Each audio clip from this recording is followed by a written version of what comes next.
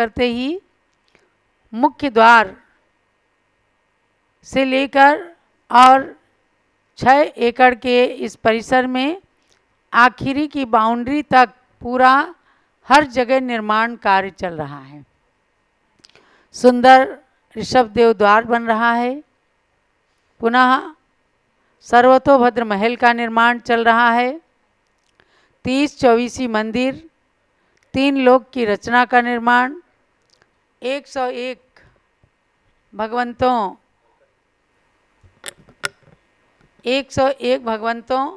के मंदिर का निर्माण और सम्राट चक्रवर्ती भरत सिद्ध भगवान के जिन मंदिर का भी निर्माण चल रहा है।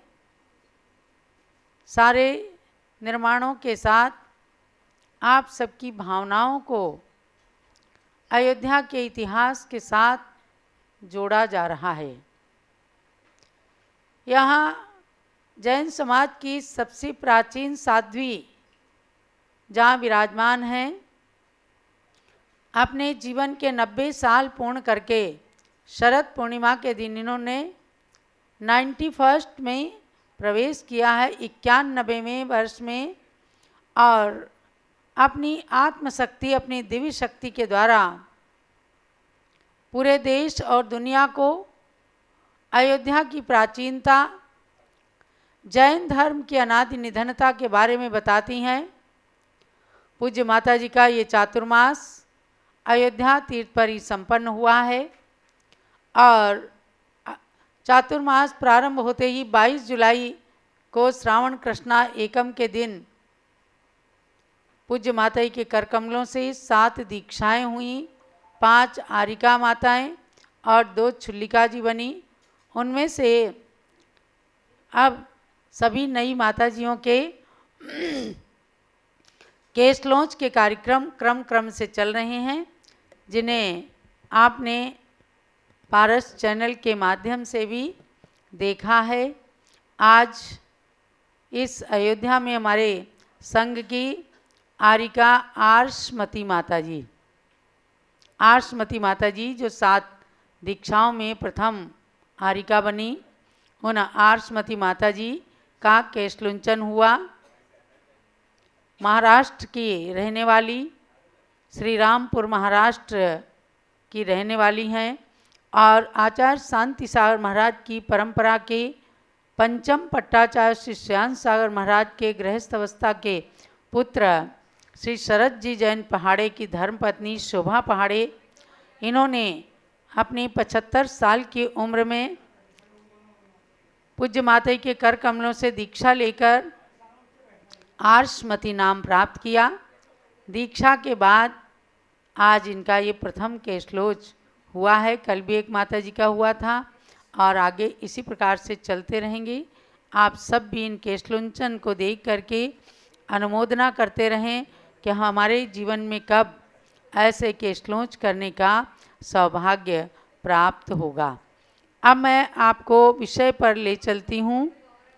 प्रवचन निर्देशिका ग्रंथ का स्वाध्याय चल रहा है।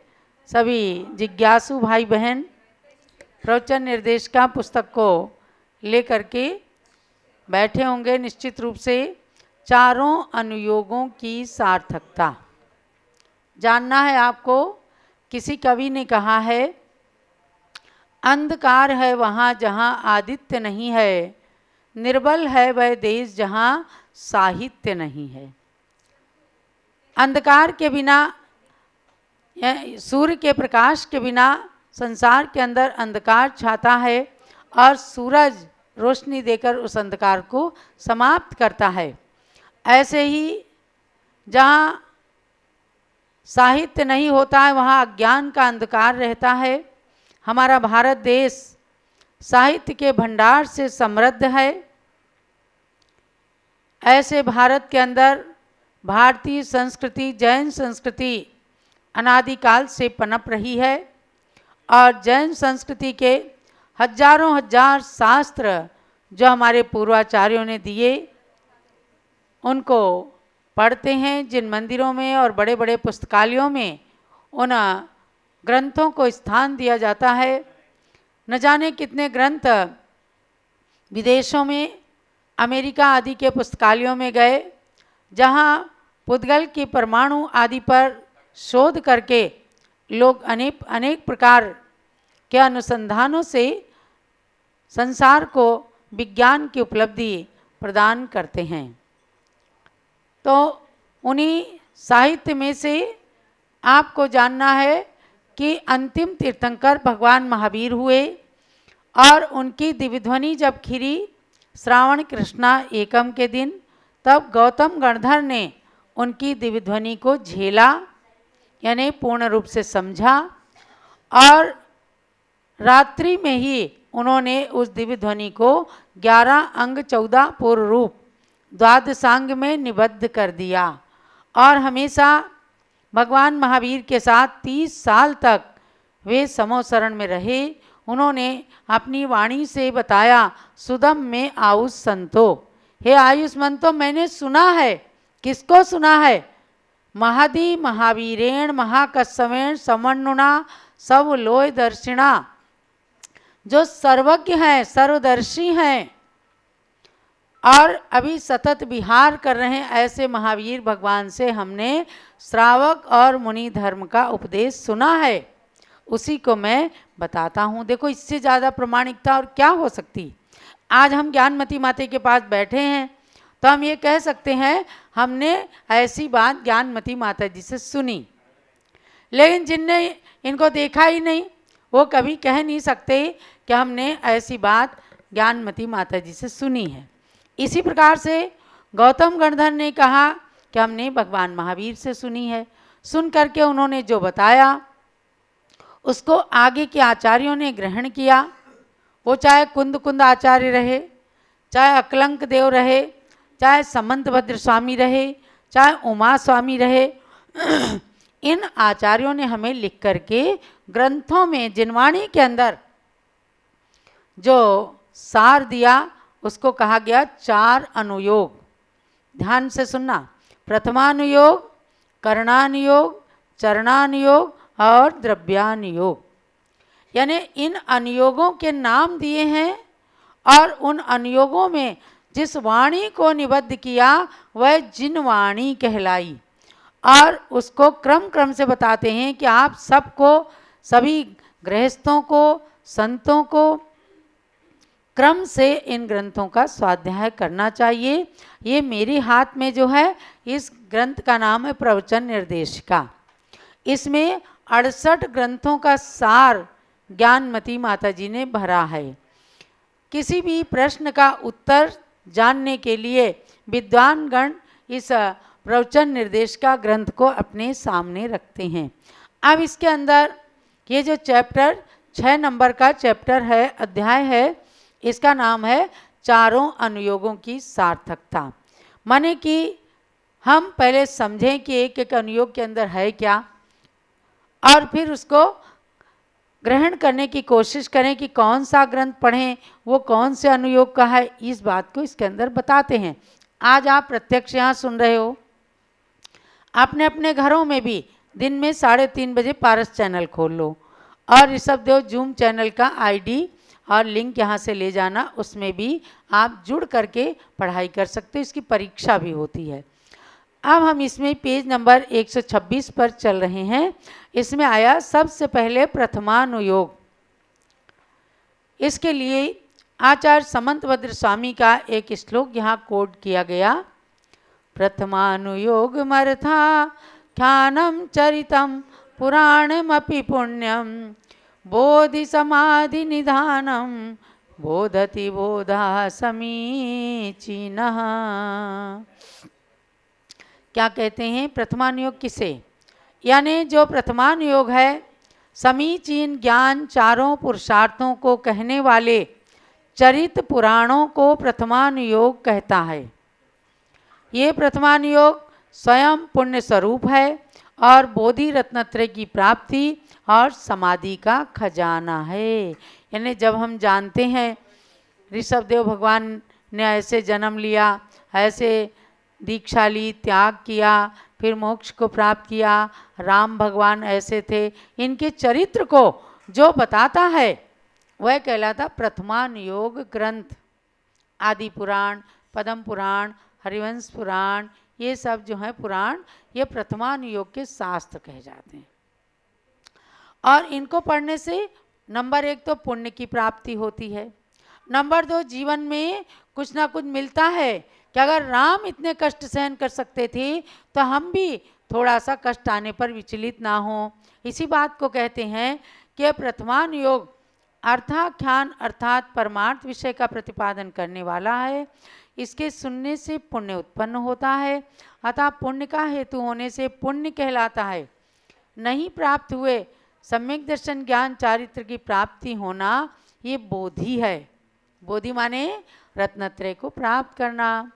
प्राप्त हुए रत्नत्रय को अंत पर्यंत पहुंचा देना समाधि है, अथवा धर्म शुक्ल ध्यान आदि को भी समाधि कहते हैं। अर्थात इस अनुयोग को सुनने वालों को सम्यक दर्शन आदि की प्राप्ति होती है और धर्म ध्यान आदि भी होते हैं। जब हमने जाना कि महावीर भगवान के समोसरण में एक मेढक जा रहा था दर्शन करने, हाथी के पैर के नीचे दब गया और वो देवता बन गया। तो जब एक मेढक देवता बन सकता है तो हम क्यों नहीं भगवान की भक्ति करें, हम भी सहज में देवता बन सकते हैं। तो ये किससे मिला? ये प्रथमानुयोग, ये कहानी से मिला, ये कथानक से मिला, इसी को कहते हैं प्रथमानुयोग। तो कह रहे हैं कि तीर्थंकर प्रमाण है, ये प्रथमानुयोग ही बताएगा। यानी प्रथम तीर्थंकर अयोध्या में हुए ऋषभदेव भगवान, उन्होंने जीवन जीने की कला सिखाई। अंतिम तीर्थंकर भगवान महावीर हुए, उन्होंने किस प्रकार से वर्तमान शासन नायक 24वें तीर्थंकर के रूप में कुंडलपुर में जन्म लिया। अगर हम पुराणों को नहीं पढ़ेंगे तो हम नहीं जान सकते। जैसे अपने घर का पता अपने को जानना पड़ता है, और कौन किसके पुत्र हैं, इनके दादे परदादे कौन थे, हमारे बच्चे कौन हैं, ये सब प्रथमानुयोग है, माने कि कहानी है। हम सब की ये जीती जागती कहानी है। और प्राचीन कथानक जो पुण्य पुरुषों के कथानक हैं, ऐसे तो अनंत जीव हैं, अनंत जीवों के कथानक कोई नहीं बता सकता। उनमें से जो या तो संघर्ष झेलते हैं, या मोक्षगामी पुरुष होते हैं, या तीर्थंकर होते हैं, या शलाका पुरुष होते हैं, तो उनका कथन करने वाला ग्रंथ प्रथमानुयोग पुराण ग्रंथ कहलाता है। तो इसके अंदर बताया, इस प्रथमानुयोग के अंदर कि आप इनको पढ़ करके सम्यक दर्शन को भी उत्पन्न कर सकते हैं। तो प्रश्न एक हुआ कि इन कथा पुराणों से क्या सम्यक्त की उत्पत्ति होती है? यानी सम्यक्त की उत्पत्ति तो नहीं हो सकती कथा पुराणों से। तो उत्तर दिया है इसके अंदर कि सम्यक्त के 10 भेदों में जो उपदेश सम्यक दर्शन नाम का तीसरा भेद है, उसका लक्षण यही है कि तीर्थंकर आदि शलाका पुरुषों के उपदेश को सुनकर जो तत्व श्रद्धान होता है उसे सम्यक दर्शन कहते हैं। इसी प्रकार से जाति स्मरण आदि के निमित्त से उत्पन्न होने वाले सम्यक्त के उदाहरणों को प्रथमानुयोग में ही देखा जा सकता है। अगर पद्म पुराण ना हो तो हम जैन रामायण नहीं जान सकते, आदि पुराण महापुराण ना हो तो हम भगवान ऋषभदेव आदि महावीर भगवान तक के चारित्र को नहीं जान सकते। तो उसका एक उदाहरण दिया कि प्रथमानुयोग पढ़ने से कितने लाभ होते हैं। विदेह क्षेत्र के अंदर प्रभाकरी नगरी के समीप पर्वत पर राजा प्रीतिवर्धन ठहरे हुए थे। वहाँ एक मासोपवासी पिहिताश्रव मुनिराज को उन्होंने आहार दान दिया। उस समय देवों के द्वारा 50 वृष्टि हो गई। इस दृश्य को देखकर वहीं पर्वत पर एक सिंह रहता था, शेर। देखा कि एक मुनिराज को एक श्रावक आहार दे रहा है, देवताओं ने आकर रत्न वृष्टि पुष्प वृष्टि आदि कर दी, तो उसे जाति स्मरण हो गया। किसको? सिंह को जाति स्मरण हो गया। उसने सम्यक्त्व और श्रावक के व्रतों को ग्रहण कर लिया। ऐसे सिंह वगैरह कैसे ग्रहण करते? बोल तो सकते नहीं। वे हाथ जोड़ के एकदम शांत भाव से गुरु के समीप बैठते हैं और गुरु को पता चल जाता है कि ये पापों का त्याग करने वाला है और ये अब व्रती श्रावक बन रहा है। तो उसने श्रावक के व्रत ग्रहण करके, चतुर आहार त्याग करके और संलेखना धारण कर ली। कालांतर में वही शिव का जीव जाकर भरत चक्रवर्ती हुआ। चलो भरत चक्रवर्ती सिद्ध परमेष्ठी भगवान की। ये वही अयोध्या है जहाँ भरत भगवान जन्मे। ऋषभ देव के प्रथम पुत्र का क्या नाम था? भरत। तो वो शिव का जीव जिसने आहार दान देकर जाति स्मरण को प्राप्त किया और मुनिराज के चरणों में जिसने हिंसा का त्याग किया और व्रतों को धारण किया, समाधि ग्रहण करी, वह आगे जाके चक्रवर्ती हो गया। ये किसने बताया? पुराणों ने ही तो बताया। तो पुराणों का पढ़ना, जब आप इसको पढ़ोगे, हम ऐसी चीज़ों को पढ़ेंगे तो हम सोचेंगे कि जब शेर जैसा हिंसक प्राणी जाके भरत चक्रवर्ती हो सकता है त्याग करके, तो हम क्यों नहीं ऐसे पदों को प्राप्त कर सकते। इसलिए सब लोग जरूर पुराण को पढ़ना। जो लोग मेरी बात को पारस चैनल में भी सुन रहे हैं, नियम कर लेना, संकल्प कर लेना कल से ही क्या हम एक बार अपने जीवन के अंदर आदि पुराण और उत्तर पुराण ग्रंथ का स्वाध्याय जरूर करेंगे। 24 भगवान का चरित्र आ जाता है, कैसे कैसे उन्होंने, और आगे देखो इसी में कह रहे हैं, वहीं पर नकुल माने नेवला, सिंह, बानर, सूकर, इन चारों जीवों को भी आहार देखने से जाति स्मरण हुआ, जिससे वे भी संसार से विरक्त हो दान की अनुमोदना के फल से पहले भोग भूमि में आर्य हुए और उसके बाद 8वें भाव में ऋषभ देव भगवान के पुत्र होकर के मोक्ष चले गए। आप यहाँ एक मंदिर में देखेंगे, दर्शन करना, भगवान के 101 पुत्रों की प्रतिमा है। सब के सब दीक्षा लेके मोक्ष गए। चलो भगवान ऋषभ देव के 101 पुत्र भगवान की। हाँ, ये वो नगरी है अयोध्या, महान पुण्यमयी नगरी। इसकी धूल का कण कण परम पवित्र है। तो ऐसे स्थान पर आकर आज आप भी गुरुमुख से जो ये सुन रहे हैं, ये प्रवचन निर्देश का ग्रंथ अपने यहाँ ले जाना। जो लोग पढ़ो वही ले जाना, और उसके बाद पढ़ने के समय 3:30 बजे किताब लेकर के बैठना। और इसके अंदर एक से एक इतनी अच्छी अच्छी बातें हैं कि आपको पढ़ करके लगेगा कि हम भी अपने जीवन के अंदर कुछ तो धर्म को धारण करके आगे भगवान बनने की श्रेणी में आ जाएं। तो बब्यात्माओं, यहाँ तक मैंने बताया एक अनुयोग के बारे में ऐसे विस्तृत चर्चा पूज्य माता जी ने इस ग्रंथ के अंदर किया है। इसको पढ़ना सब लोग। और इसके बाद में 30 नवंबर को हम आपकी परीक्षा लेने वाले हैं। चारों अनुयोगों की सार्थकता और इसके बाद में पंचम काल में मुनियों का अस्तित्व, अनेक ग्रंथों के आधार हैं इसके अंदर। न जाने कितने कितने ग्रंथों को पढ़ करके यहाँ पर माता जी ने उदाहरण स्वरूप दिया है। इनको ध्यान से पढ़ना, हो सके तो याद भी कर लेना। 30 नवंबर को इसी समय 3:30 बजे जैसे पहले परीक्षाएं होती रही हैं, जूम चैनल पर आपका प्रश्न पत्र डिस्प्ले किया जाएगा और सब लोग उसमें अपने क्वेश्चन के आंसर भर करके भेजना और फिर सबको पुरस्कार की प्राप्ति होगी।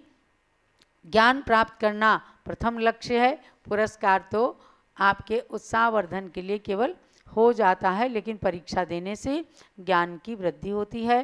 तो ऐसे ग्रंथ को रचने वाली, हमें देने वाली पूज्यगण्य ज्ञानमती माता के चरणों में बारंबार नमन। आप उनकी पूजा करेंगे। पहले आचार्य श्री का अर्घ्य चढ़ाते हैं। प्रथमाचार्य शांति सागर के पद में अर्घ्य समर्पण है। वीर सिंधु अरुणेमि सिंधु आचार्य के पद का अर्चन है। परम तपस्वी तीनों गुरु शिव पथ साधक कहलाते हैं। इन पद में चंदनामती अमर्घ्य का थाल चढ़ाते हैं। ओम ह्रीं श्री शांति सागर वीर सागर नेमि सागर आचार्य त्रय मुनिन्द्रेभ्यो अनर्घ प्राप्ति अर्घ्यं निरूपामि स्वाहा। पूजन करो जी श्री गणिनी ज्ञानमती माता जी की, पूजन करो जी। जिनकी पूजन करने से अज्ञान तिमिर नश जाता है। जिनकी दिव्य देशना से शुभ ज्ञान हृदय बस जाता है। उनके श्री चरणों में आवानन स्थापन करते हैं। सन्निधि करण विधि पूर्वक पुष्पांजलि अर्पित करते हैं। पुष्पांजलि अर्पित करते हैं। पूजन करो जी श्री गणनी ज्ञानमती माता जी की पूजन करो जी। ओम ह्रीं गणनी प्रमुख श्री ज्ञानमती माता अत्र अवतरोत्तर समोसठ आह्वाननम अत्र तिष्ठ तिष्ठ ठठ स्थापनम अत्र मम सन्नितो भव भव सठ सन्निधिकरणम। किसी ने पूछा है कि मेरी स्मृतियाँ ग्रंथ भी क्या प्रथमान योग में आता है। बिल्कुल सही आपने अंदाज़ा लगाया है, क्योंकि मेरी स्मृतियाँ ग्रंथ पूज्य गणनी ज्ञानमती माता की केवल आत्मकथा ही नहीं है, उसमें तमाम अनुभव की चीज़ें हैं। और एक महान आत्मा जो इस युग की प्रथम बाल ब्रह्मचारिणी बाल योगिनी आरिका बनी है, उनकी जीवन गाथा के माध्यम से आप सबको बहुत ही प्रेरणास्पद अनुभव आएंगे। तो निश्चित रूप से ये ग्रंथ प्रथमान योग के ग्रंथ में आ जाता है, ऐसा आप लोग निश्चित मानना। चलिए आगे। ज्ञानमती जी नाम तुम्हारा ज्ञान सरित अवगान है।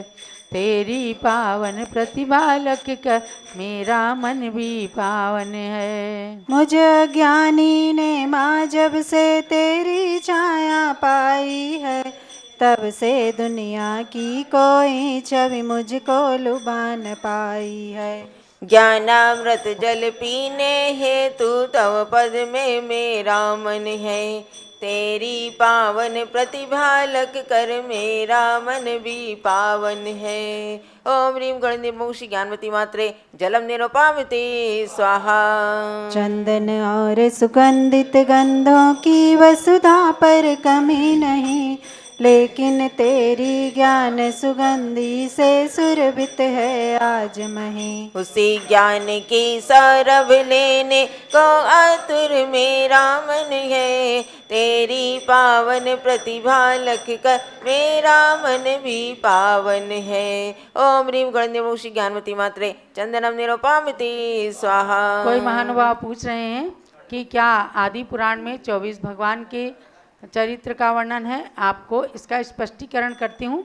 देखो, मूल में आचार्य श्री जिनसेन स्वामी के द्वारा रचित महापुराण ग्रंथ है, जिसको अलग अलग करके आदि पुराण और उत्तर पुराण के नाम से प्रकाशित किया गया।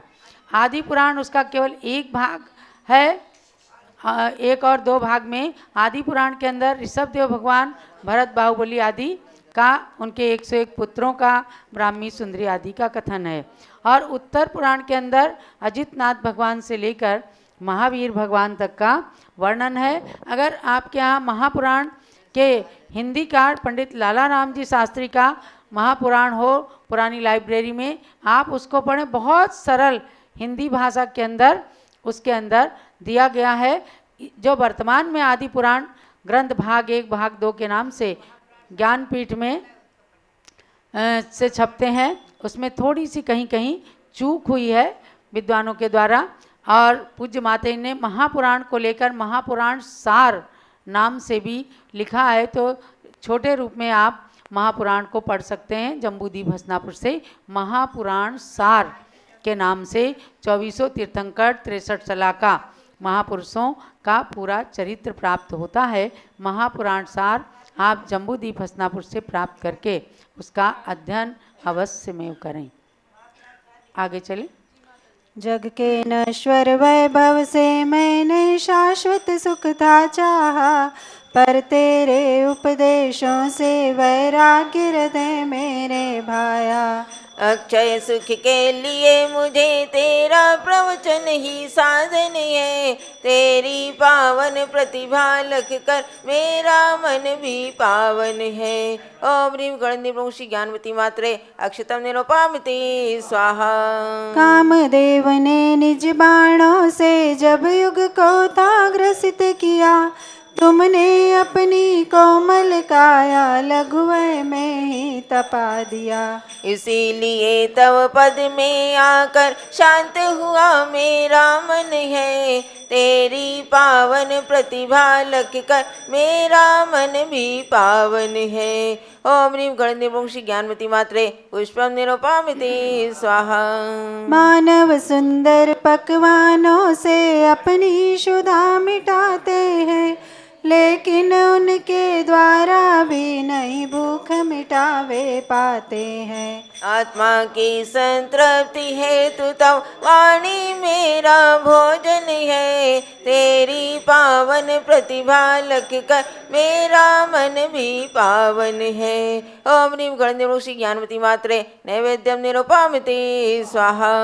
विद्युत के दीपों से जग ने ग्रह अंधेर मिटाया है, ज्ञान का दीपक लेकर तुमने अंतरंग चमकाया है। व्रत का दीपक लेकर माता हम करते तव प्रणमन है। तेरी पावन प्रतिभा लख कर मेरा मन भी पावन है। ओम ह्रीं गणदेव श्री ज्ञानवती मात्रे दीपम निरूपामिते स्वाहा।